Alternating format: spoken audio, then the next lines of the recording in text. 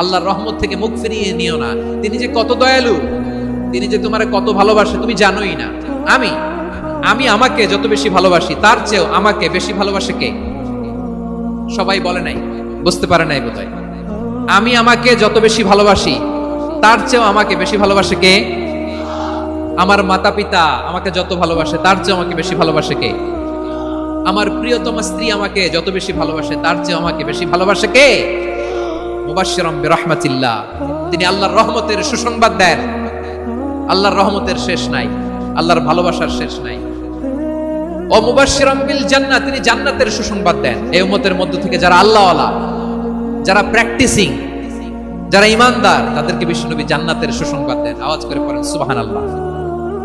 এজন্য রব্বুল আলামিন বিশ্বনবীর পরিচয় অন্য আয়াতে এভাবে তুলে ধরেন, ওয়ামা আরসালনাকা ইল্লা কাফাতান লিন-নাসি বাশীরাও ওয়া নাযীরা।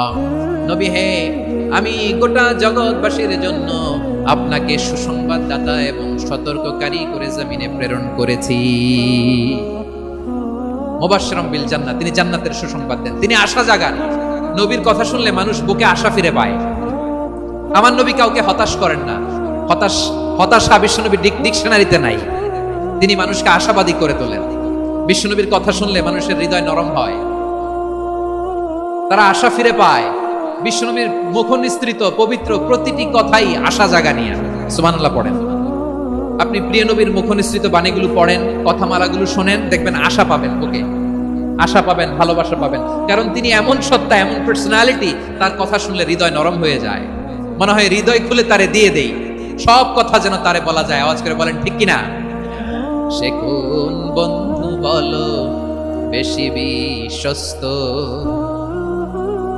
সে কোন বন্ধু বলো বেশি বিশ্বস্ত, কার কাছে মন খুলে দেয়া যায়, কার কাছে সব কথা বলা যায়, হওয়া যায় বেশি আশ্বস্ত। তার নাম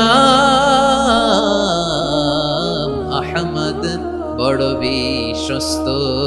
সে কোন বন্ধু বলো বেশি বিশ্বস্ত, কার কাছে মন খুলে দেয়া যায়, কার কাছে সব কথা বলা যায়, হওয়া যায় বেশি আশ্বস্ত।